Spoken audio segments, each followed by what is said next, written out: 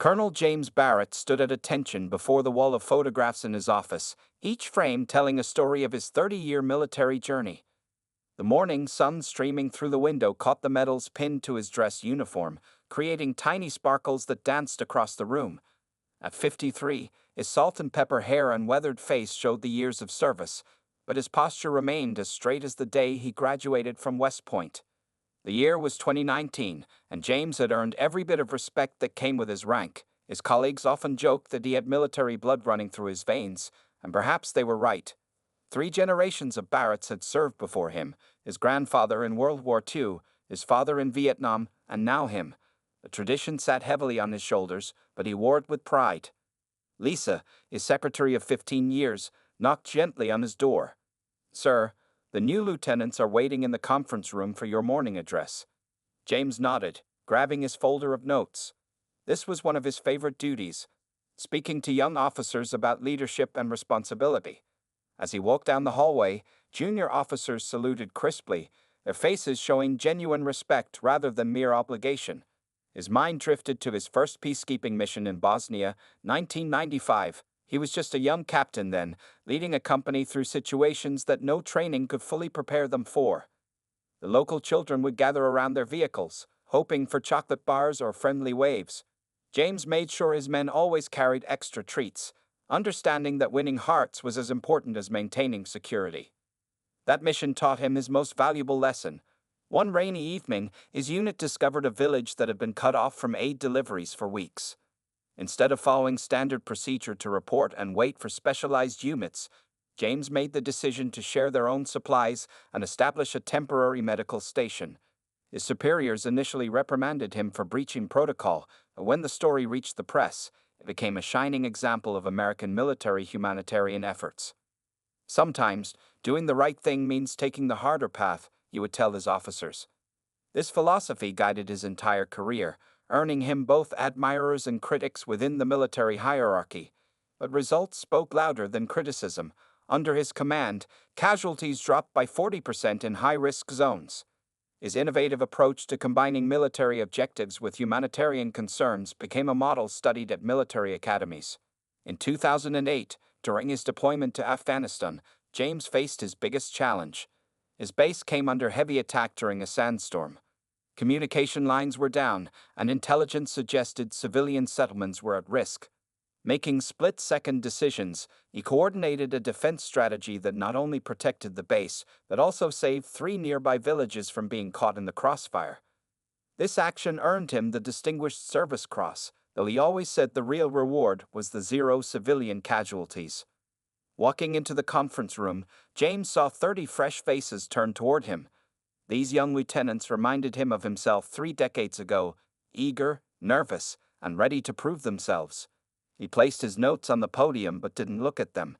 Instead, he began with a story about his first day as a lieutenant, when he accidentally saluted a sergeant and learned about humility and learning from mistakes. The room filled with gentle laughter, and James saw the tension leave their shoulders. This was his gift, the ability to connect with people, to lead not through fear or strict authority, but through understanding and example. His wife Mary often told him he should write a book about his experiences, but James preferred teaching face-to-face, seeing the moment when understanding dawned in young officers' eyes. As he concluded his talk, a young lieutenant raised her hand. "Sir, with all your achievements, what do you consider your greatest success?"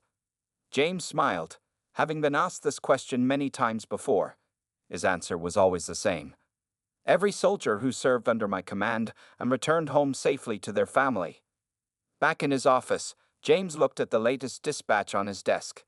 Another assignment was coming, perhaps his last before retirement. At his age, most colonels would be looking forward to a quiet desk job, but James felt he still had more to give. His father had taught him that honor wasn't about the medals or the rank. It was about serving others and standing up for what's right. Little did he know, this philosophy would soon be put to its greatest test, challenging everything he had built and believed in throughout his distinguished career. The morning started like any other for Colonel Barrett. He sat at his desk, reviewing routine paperwork while sipping his black coffee. The stack of procurement documents before him seemed ordinary enough. Equipment requisitions, maintenance contracts, and supply agreements. But something caught his experienced eye, making him pause mid-sip. The numbers didn't add up. Contract hashtag S789, a $50 million deal for new body armor, showed specifications that seemed substandard compared to the price. James pulled out his reading glasses, examining the details more closely. The supplier, Maxwell Defense Solutions, was a company he'd never heard of, despite his decades of experience with military contractors. Lisa, he called to his secretary, could you pull the last 3 years' worth of major defense contracts for me? She returned shortly with several thick folders, placing them carefully on his desk. James thanked her, noticing the concern in her eyes as she saw his troubled expression. Hours passed as he dug deeper. The pattern emerged slowly but unmistakably. Maxwell Defense Solutions had won 6 major contracts in the past 18 months, each time beating out more established companies with proven track records. More disturbing were the technical specifications, all slightly below standard requirements, yet approved by senior procurement officials. James's stomach turned as he discovered more irregularities. The company's testing results appeared duplicated across different products. Certification dates were inconsistent, and quality assurance signatures repeated in impossible patterns. This wasn't just administrative oversight, it was deliberate fraud. That evening, as most officers headed home, James made his way to the base's testing facility. Security cameras recorded him examining recently delivered body armor samples, his face growing increasingly grave.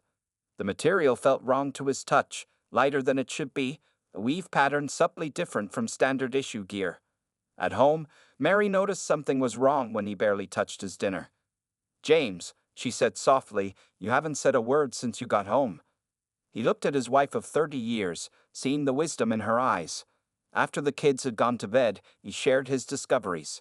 If I'm right, he explained, thousands of our soldiers could be wearing defective armor. But if I report this... His voice trailed off. Mary squeezed his hand, understanding the implications. They both knew the names involved in the procurement committee, men they'd had dinner with, friends whose children had grown up with theirs. The next day, James received an unexpected visit from General Howard, his longtime mentor and friend. I heard you've been asking questions about the Maxwell contracts, the general said casually, closing James's office door. Smart people know when to look the other way, James. Everyone benefits here. The department gets its equipment, jobs are created, wheels keep turning. James felt the weight of the general's words.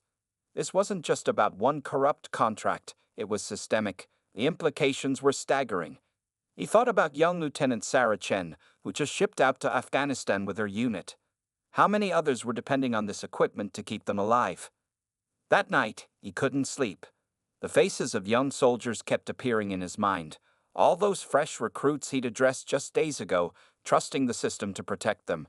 At 3 a.m, he found himself in his home office, documenting everything he'd discovered.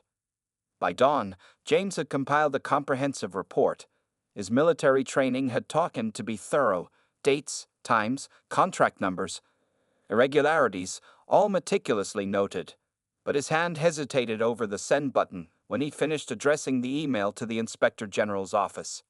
He thought about his pension, just 7 years away, about his daughter's college tuition, his son's upcoming wedding, about the friends he'd make into enemies, the comfortable life he built that would surely crumble.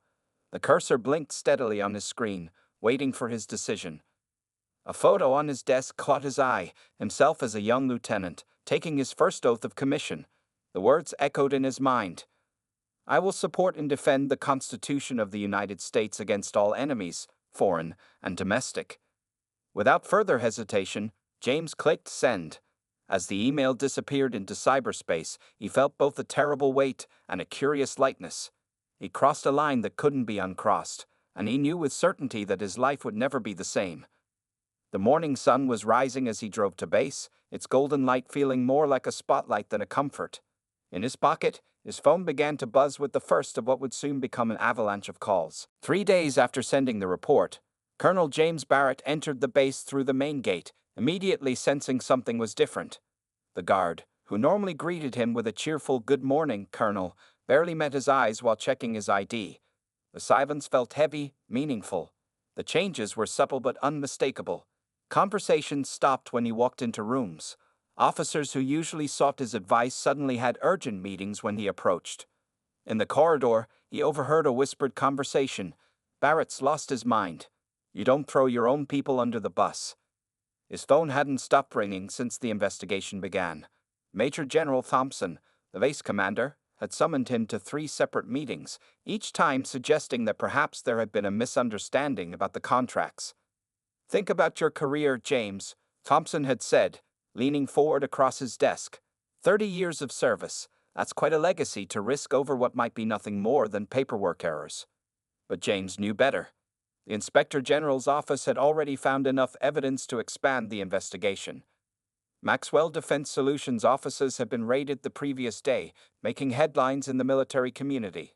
Now, everyone was choosing sides. Lisa, his loyal secretary, placed a cup of coffee on his desk with tears in her eyes.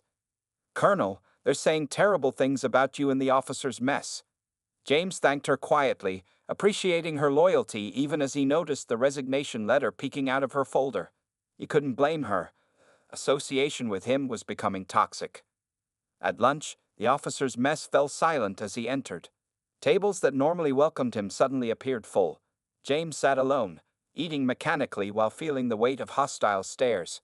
Captain Rodriguez, a young officer he'd mentored, walked past without acknowledgement, his face a mask of disappointment. The afternoon brought more revelations. His email access was temporarily suspended for security reasons. His parking spot, held for 15 years, was mysteriously reassigned. Small things, petty things, but the message was clear. He was no longer one of them. Walking to his car that evening, James found Colonel Mike Peterson waiting for him. They'd served 3 tours together, been at each other's weddings, baptized each other's children. Mike's face was drawn with concern and something else. Anger. Do you have any idea what you've done? Mike's voice was low, intense. Thompson's retirement is now under review. Wilson's son might lose his appointment to West Point. We're all connected, James. You're not just burning yourself, you're burning everyone who ever trusted you. James stood quietly, letting his old friend vent. When Mike finished, James asked simply, "And what about the soldiers wearing that defective armor? Don't they trust us too?" Mike turned away without answering, their decades of friendship dissolving in the gathering darkness. At home, the situation wasn't much better. Their usual dinner invitations had dried up. Mary's Bridge Club, mostly military wives, had suddenly rescheduled indefinitely. Their son's wedding guest list was getting shorter as regrets poured in from longtime family friends. That night, as James sat in his study looking at old photographs, his daughter Sarah came in. Unlike others, she sat close to him, taking his hand. "Dad, my roommate's brother is deployed in Afghanistan. She says thank you." It was a small comfort, but a powerful one. The next morning brought news that shook the entire base. General Howard, James's mentor and friend for 20 years, had been found dead in his home, an apparent suicide. The note reportedly mentioned the investigation. The whispers in the hallways grew louder, more accusatory. In their eyes, James had blood on his hands. As he sat in his increasingly empty office, a young lieutenant knocked on his door. The young man stood at attention, speaking formally. "Sir, I've been ordered to inform you that your security clearance is under review. Until further notice, you're restricted from accessing classified materials or attending command briefings." James nodded, having expected this. As the lieutenant turned to leave, he hesitated. "Sir, my brother serves in the 82nd Airborne." "Thank you, sir." He left quickly, but his words echoed in James's mind. Looking out his window at the base he'd served so faithfully, James thought about the choice he'd made. The walls were closing in, his world shrinking day by day. But as he watched young soldiers training on the parade ground, their lives entrusted to the equipment his report had questioned, he knew he'd make the same choice again. The investigation was only beginning, and James Barrett stood alone, a pariah to his peers, but at peace with his conscience. The systematic attack on Colonel James Barrett's reputation began with a single sheet of paper. It appeared in his personnel file, a minor reprimand from 15 years ago that he'd never seen before. Within weeks, more documents surfaced, each carefully crafted to paint a picture of an officer whose judgment had been questionable long before his whistleblowing. One morning, James found himself locked out of the base's computer system. The IT department apologetically explained there were security concerns about his access. When he finally regained entry 3 days later, years of his digital correspondence had vanished, labeled as corrupted data. The base newspaper, which had once featured his humanitarian achievements, now ran a series of articles examining military protocol breaches. Though they never named him directly, the implications were clear. His decision to help that Bosnian village years ago was recast as reckless endangerment of troops. His successful Afghanistan operation was described as unauthorized deviation from command structure. During a mandatory staff meeting, James watched as his former deputy, Major Richards, presented a new case study on proper chain of command. The example used was eerily similar to James's recent actions, but twisted to emphasize disloyalty and professional misconduct. Nobody met his eyes during the presentation. His office, once a bustling center of activity, became eerily quiet. The reassignment orders came in rapid succession, first his experienced staff, then even the junior officers under his command. Each transfer was justified with impeccable paperwork, professional development, operational needs, restructuring requirements. Lisa, his last remaining staff member, finally broke down one afternoon. "They're watching everyone who talks to you, sir," she whispered, hands trembling as she placed another coffee on his desk. "They're noting names, monitoring emails. Yesterday, my husband's promotion was delayed for review after I declined to transfer." The physical isolation was complete when base maintenance declared his office building structurally unsound. James was relocated to a small office in the old storage facility, far from the main administrative buildings. His phone calls began dropping mysteriously, and his office mail arrived days late, if at all. At home, Mary showed him the letters, anonymous notes suggesting she consider her social standing and think about the children's future. Their neighbors, mostly military families, had mastered the art of polite avoidance. Their son's wedding venue, a prestigious military club, suddenly had scheduling conflicts and canceled their reservation. James's annual physical, routine for decades, suddenly turned into a 3-day examination. The medical board discovered concerning patterns of decision-making in his psychological evaluation. They recommended a comprehensive review of his command fitness, pending further assessment. His security clearance review dragged on endlessly. Each week brought new questions about ancient missions, requiring detailed explanations of decisions made decades ago. The investigators seemed particularly interested in his financial records, hinting at irregularities that never materialized. During a base ceremony, James stood alone in his dress uniform, medals gleaming under the sun. As the national anthem played, he noticed younger officers steering their families away from him, as if his presence might contaminate their careers. The base commander had forgotten to include him in the official photograph.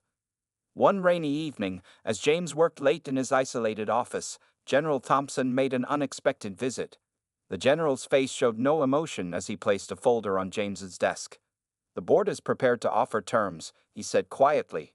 "Full retirement benefits, honorable discharge, no further investigations. All you need to do is sign a statement admitting to procedural misunderstandings regarding the contracts."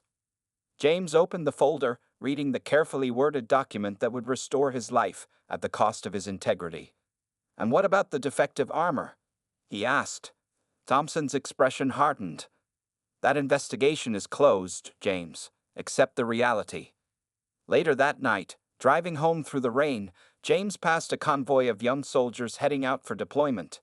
Their faces, barely visible through the vehicle windows, reminded him of all the reasons he'd chosen this path. At his desk the next morning, James found another set of documents requiring his immediate attention. His classified mission records from Iraq were under review.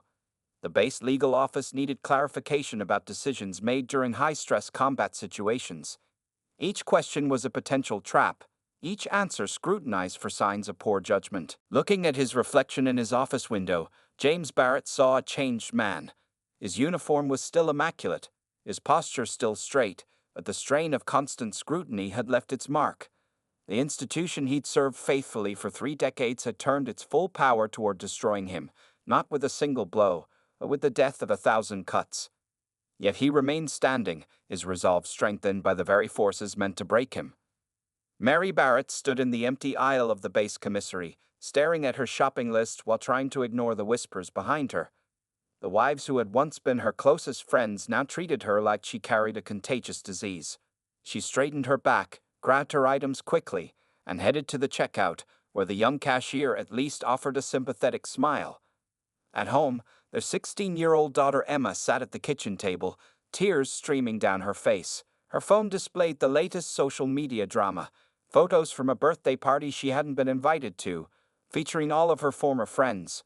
The caption read, "Only loyal friends allowed." Emma had been part of this group since middle school, but now she ate lunch alone. Their son Michael, preparing for his wedding, arrived that evening with more bad news. His fiancée Jessica was standing strong, but her father, a retired general, had threatened to cut her off if she went through with marrying a traitor's son. The wedding guest list, once over 200 people, had dwindled to barely 50. "Maybe we should just elope," Michael said, trying to sound casual while his mother made dinner. Mary saw how it hurt him. This was supposed to be the happiest time of his life. Instead, he was watching his father's decision tear apart his future family before it even began. The doorbell rang less frequently these days. The neighborhood's monthly barbecues no longer included invitations for the Barretts. Their Christmas card list had shrunk dramatically. Even their regular Sunday church pews sat empty around them, as other military families found seats far away. Emma's college applications became another battlefield. Her outstanding grades and activities should have guaranteed her strong letters of recommendation, but teachers with military connections suddenly became too busy to help. The guidance counselor, wife of a base officer, suggested rather coldly that perhaps civilian colleges would be more appropriate than the military academies Emma had dreamed of attending. Mary's own career as a volunteer coordinator at the base family center ended abruptly when she was told her services were no longer required. 20 years of dedicated work, dismissed with a form letter. The other volunteers, women she worked alongside for years, avoided her gaze as she cleaned out her desk. One afternoon, Mary found Emma crying in her room. The girl's best friend since third grade, Amanda, had just told her they couldn't be friends anymore. Amanda's father was up for promotion, and association with the Barrett family had become a liability. But Dad did the right thing, didn't he? Emma asked through tears. Then why does doing the right thing hurt so much? Michael's wedding plans continued to unravel. The base chapel was suddenly undergoing renovations on his chosen date. The Officers Club, which had hosted military weddings for generations, claimed a double booking. Even the local venues began finding excuses once they heard the Barrett name. The strain showed in different ways for each family member. James worked longer hours, trying to shield them from the worst of it. Mary developed insomnia, lying awake wondering how many more friends they would lose. Emma's grades started slipping, and Michael's once easy smile became rare. During Sunday dinner, their weekly tradition of family togetherness, the empty chairs around their table told their own story.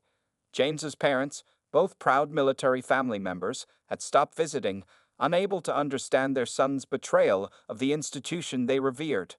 One evening, a brick crashed through their living room window, wrapped in a note calling James a traitor.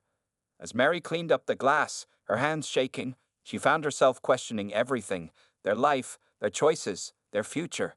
But then she saw James helping Emma with her homework, his voice steady despite the plywood now covering their window, and she remembered why she had fallen in love with him.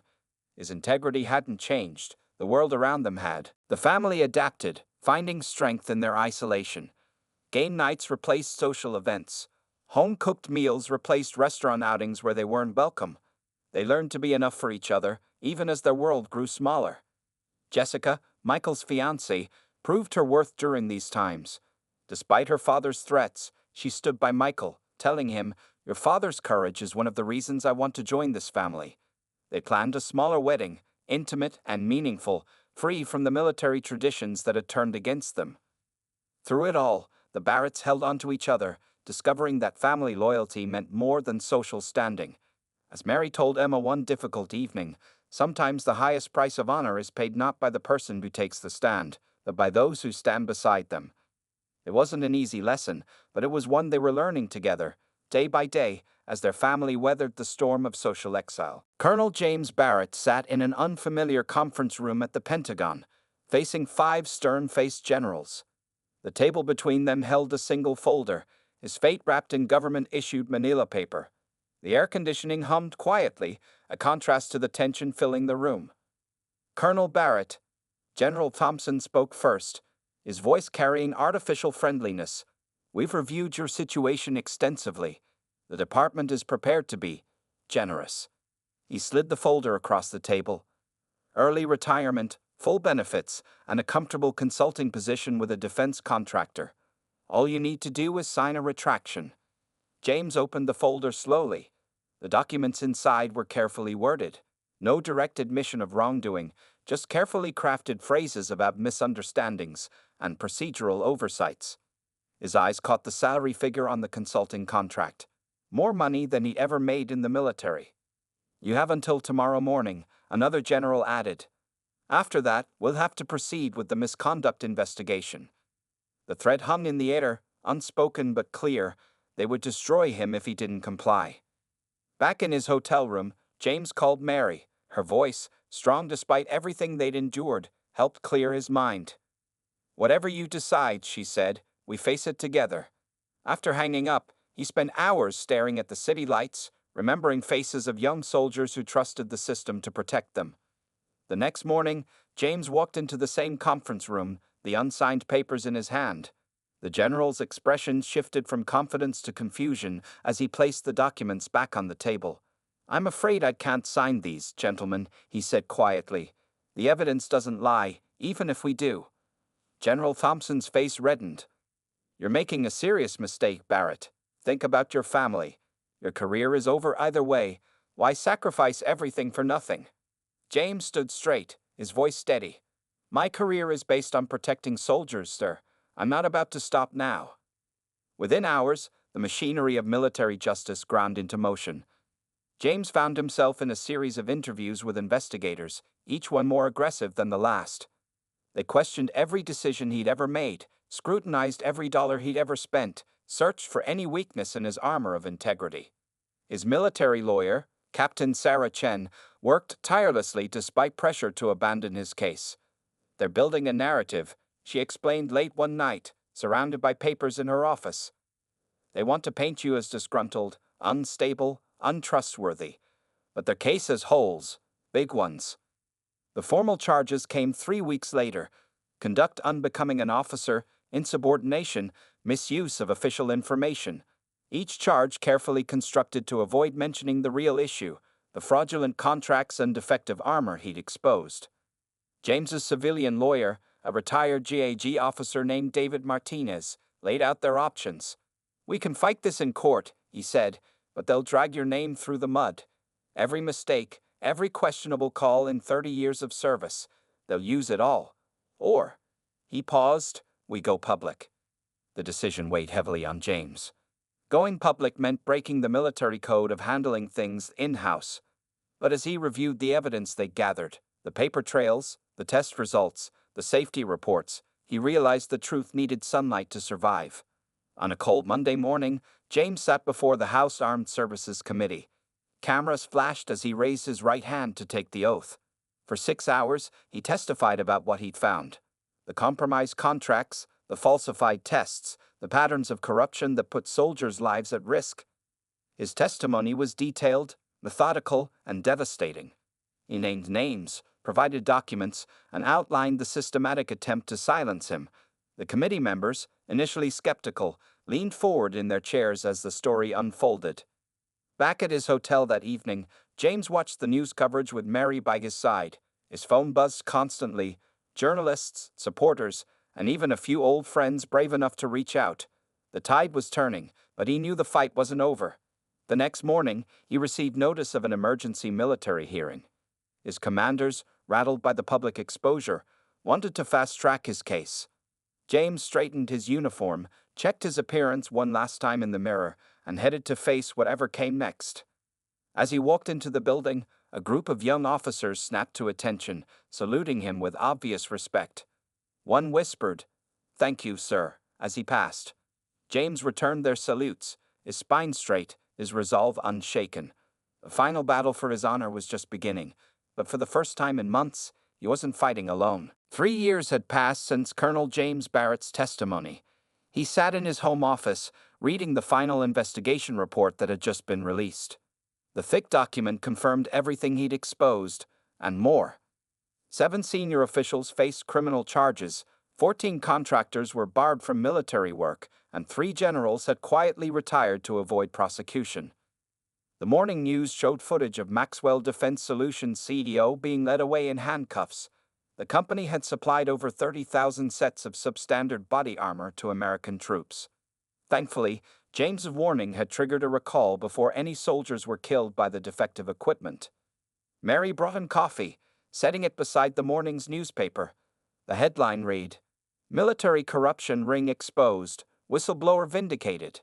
Below was a photo of James from his testimony days, looking stern and determined. The article praised his courage, calling him a hero of conscience. But victory felt hollow. James picked up a framed photo from his desk, himself in full-dress uniform at his retirement ceremony last year. Instead of the grand celebration that usually marked a colonel's 30-year career, it had been a quiet affair in a small conference room.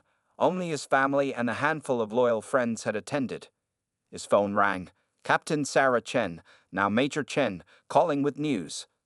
"Sir, they're implementing the Barrett protocols," she said excitedly. "All defense contracts will now require independent testing and multiple-layer oversight. They're naming the new guidelines after you." James thanked her politely, but after hanging up, he stared at his military awards hanging on the wall. His Distinguished Service Cross seemed to mock him now. The system had acknowledged his truth, but had never forgiven him for exposing its flaws. The doorbell rang. A delivery man handed Mary a large envelope, another lawsuit being dropped. The contractors had tried to sue James for defamation, but each case fell apart as evidence mounted. Still, the legal fees had eaten through their savings, forcing them to downsize their home. Emma, now in college, called that afternoon. She'd gotten an A on her ethics class paper about his case. "My professor said you're an example of moral courage, Dad," she said proudly. But James could hear the lingering pain in her voice, remembering how her final years of high school had been marked by isolation and whispered insults. Michael and Jessica visited for dinner, bringing news of their own. Michael had been passed over for promotion at his civilian job. Again. The military connections in his industry still ran deep, and the Barrett name carried a weight his accomplishments couldn't overcome. Later that evening, James attended a veterans support group meeting. A young sergeant who'd served in Afghanistan approached him.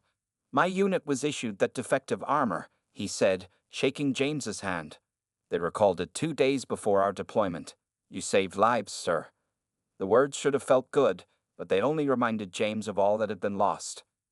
The investigation's findings had triggered reforms throughout the military procurement system. New safeguards were in place, transparency measures implemented, oversight strengthened. The changes would protect countless soldiers in the future. Yet the cost had been steep, not just to James, but to everyone who had stood by him. Mary found him in the backyard that night, staring at the stars. "Any regrets?" she asked softly. James thought about the young officers who would serve under safer conditions, the soldiers who would wear properly tested equipment, the systemic changes his actions had sparked. "No," he answered finally, "but I never expected victory to feel so much like defeat." The next morning brought more headlines. A congressional committee was recommending sweeping changes to military whistleblower protection laws. Experts cited the Barrett case as evidence of the need for reform. James's phone lit up with interview requests from major news networks. His old friend Mike Peterson, one of the few who had eventually come around, visited that afternoon. "They're teaching your case at West Point now," Mike said. "The cadets debate the ethics of it. Most of them say they hope they'd have your courage." James nodded, but they both knew the reality was more complicated than any classroom discussion. As the sun set, James walked through his neighborhood. Some neighbors still turned away when they saw him, years of ingrained prejudice too deep to overcome. Others had slowly begun to acknowledge him again, offering cautious waves or brief greetings.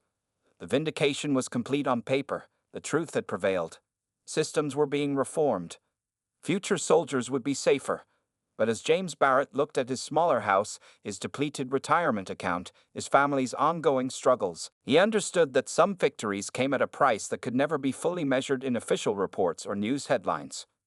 Truth had won, but the taste of triumph remained bittersweet. A decade had passed since Colonel James Barrett's whistleblowing shook the military establishment. On a crisp autumn morning, he stood at the podium of West Point's Ethics Lecture Hall, facing 300 cadets. At 73, his hair was now completely white, but his posture remained military straight. "Integrity isn't about grand gestures," he told the young faces before him.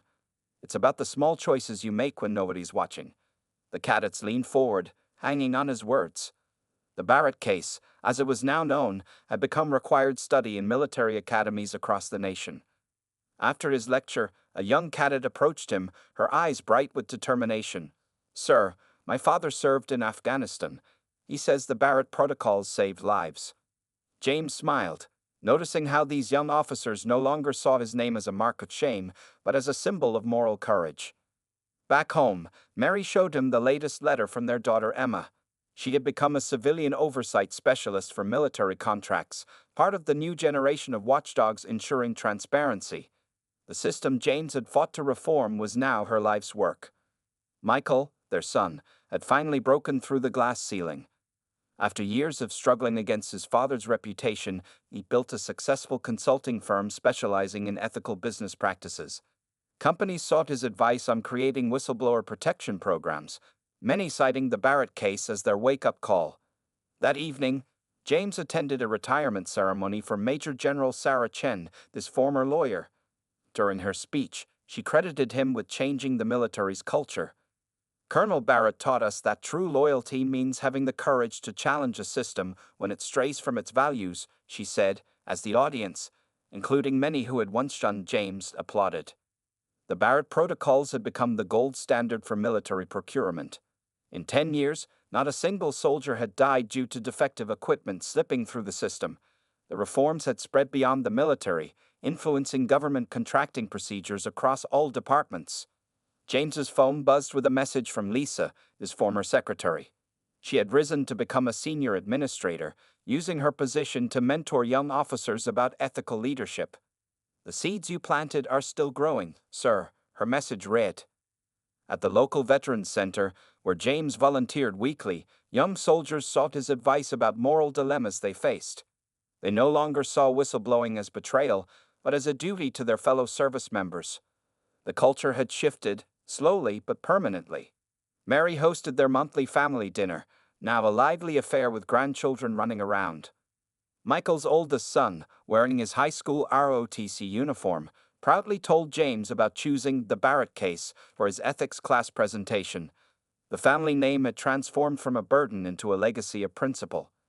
That night, James received news that the last of the officials involved in the original scandal had been sentenced. The system he'd fought had finally been fully cleaned. More importantly, new safeguards meant such corruption would be much harder to hide in the future. A documentary filmmaker interviewed James in his study, surrounded by photos spanning his career. "Do you think it was worth it?" she asked. James pointed to a new picture, a graduating class of cadets, all raised in the post-Barrett military culture. "Ask them," he replied. "They're the ones who will never have to make the choice I did." The military had changed in ways James never expected. Whistleblower protection offices were now standard at every base. Ethics training included real-world case studies. The phrase "Barrett situation" had entered the military lexicon, meaning a moment when an officer had to choose between comfortable silence and difficult truth. James's grandchildren played in the yard, their laughter carrying through the open window. One wore a toy soldier's uniform, playing at being a hero like Grandpa. The irony wasn't lost on James. His greatest act of military service had been standing against the military itself. As sunset approached, James walked through his garden, remembering the cost of his choice, the friends lost, the career ended, the family struggles. But he also thought about the lives saved, the systems reformed, the culture changed. His sacrifice had become a foundation for something larger than himself. That evening, as James prepared for bed, his email pinged with a message from a young lieutenant serving overseas. "Sir, today I reported a safety violation in our unit. They listened. They acted. I didn't lose my career or my friends. That's your legacy, sir. You changed everything." Mary squeezed his hand as he read the message, understanding in her eyes. The price they paid had purchased something precious, a future where doing the right thing didn't require destroying one's life. Their story had become more than a cautionary tale, it was now a blueprint for courage. The truth had cost James Barrett his career, but it had given him something far more valuable, a legacy that would protect generations of soldiers to come.